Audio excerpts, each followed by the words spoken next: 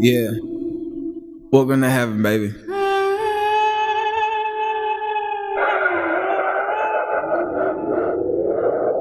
Yeah, come get a dose of this medicine.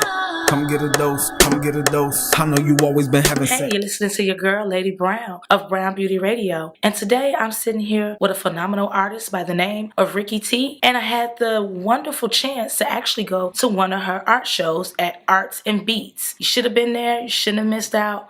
But she's very talented and she's blowing Chicago up. So Ricky, you recently had a show which I attended on November 18th at the Arts and Beats, where you and other artists painted live. I actually loved the show. I loved the experience. I loved the different artwork and the fact that you guys had live music as well. So I'm curious, was this your actual first live show? First of all, thanks for having me. Actually, it wasn't. This was my second time live painting, and the first time it was a great experience. I was nervous, but come the second time around, I feel like I got a whiff of it, so I was able to execute, and I had a ball. Yeah, I actually enjoyed watching you in your own element, and you just do what you do in your own element. So, as we said, Ricky T, so that's your artist name that you go by. And so how long have you been painting? I've been painting for about 2 years. Okay. I've been drawing my whole life, but I really just recently just really dove into it. And so with your painting, you more so do abstract painting, correct? Most definitely. Okay. Let me ask you a question. Here's a good question. When you paint, do you prefer to do live painting, or do you prefer to be in your own element at home and thinking and doing your painting there? I actually like being in my own element because there's so many other things I have to do. There's not a big crowd behind me, and people walking up to me.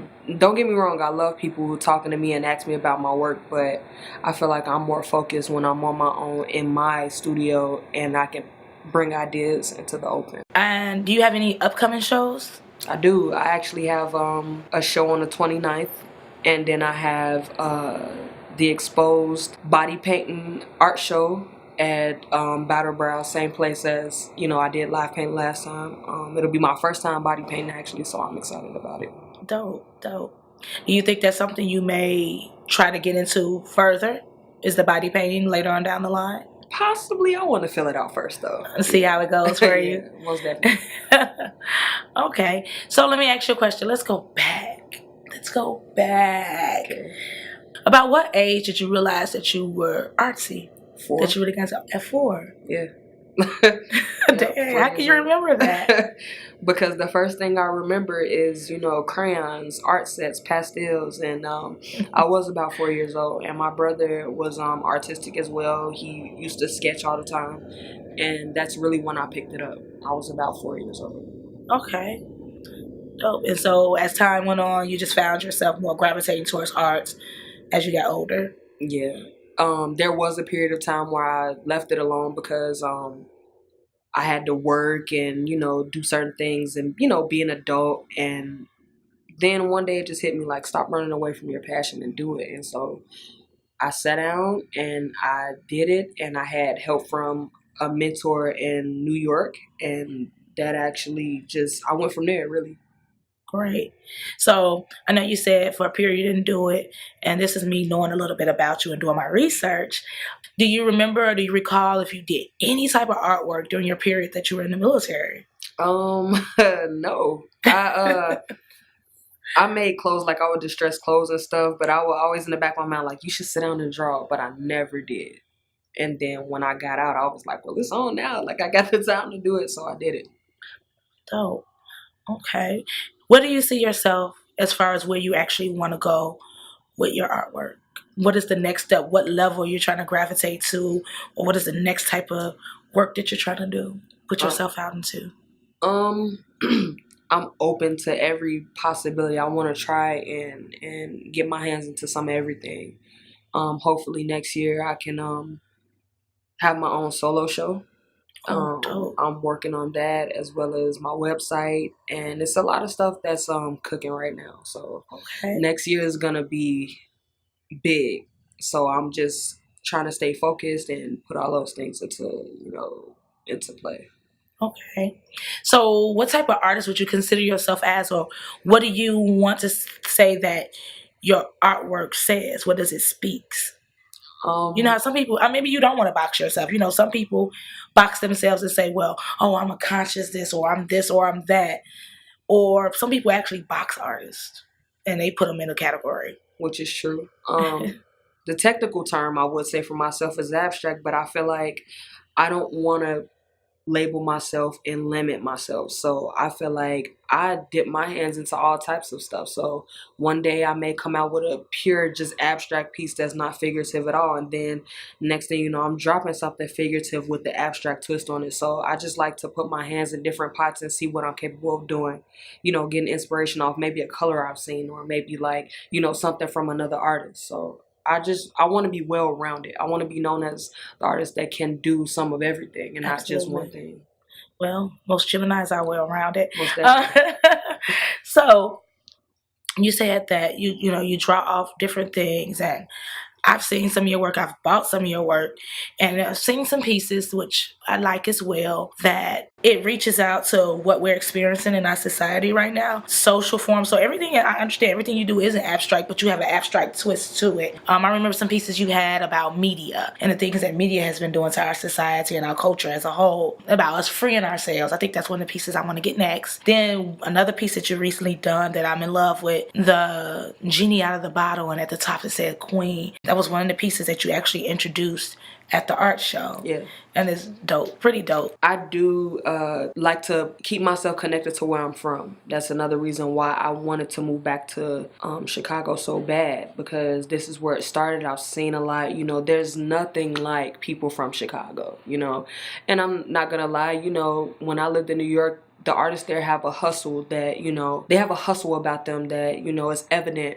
But I feel like, you know, that's not where my roots are. You know, my roots are here, and this is where I feel like I'm going to give back the most. I want my people to understand that I started here and anything is possible. You know, this is not just for me, it's for even all the artists I look up to. Like, you know, anything is possible for all of us. We just have to stay focused and don't lose sight of the vision.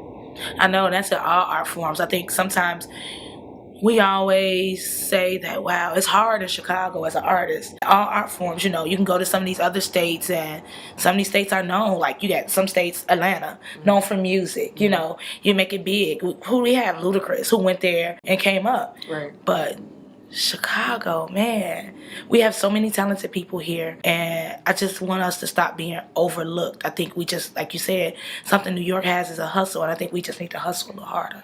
And I think, you know what, there is a hustle in Chicago. It's just swept under the rug, you know, like for us that know other people personally, we can identify who hustles and who doesn't, but it's like you don't really see it that much. You know, Chicago has a stigma on it, and as an artist, I'm striving hard to pull us out of that stigma. And I know I'm just only one person, I'm only one artist, but I feel like if my work can reach enough people, that maybe, you know, it may turn some heads, or it may make people decide to invoke change.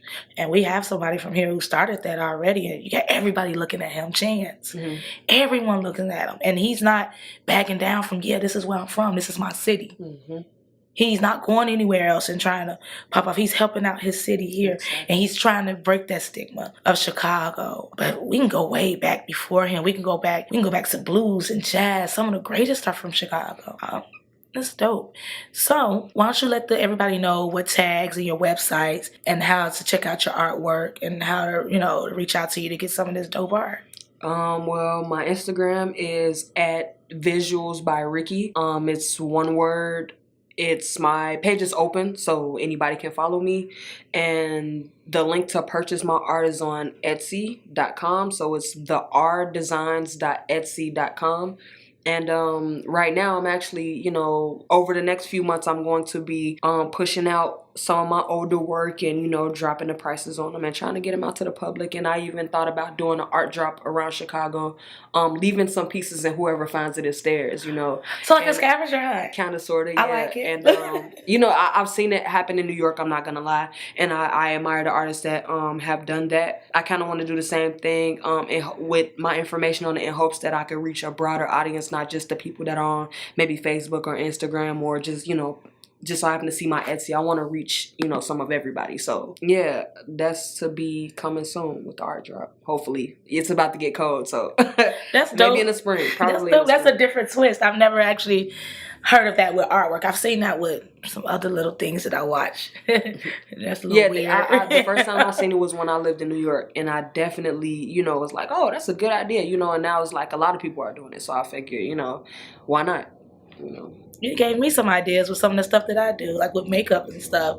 Not leave makeup, but, you know, just little things. I just thought about some things. You bring out the creative side of me. Yeah, so again, everyone, like I said, I have the artist Ricky T here, and you guys definitely need to go by her website, check out her artwork, purchase some of her stuff. Stay linked to my pages because I'm always putting up where she's at, what she's doing, what's going on next, and you need to stay in tune. She's doing a great thing. And again, thank you guys for listening to Lady Brown of Brown Beauty Radio, here with the infamous Ricky T. Thank you for having me. I appreciate it. No problem, sweetie. I just wanna live my life and live my life so free.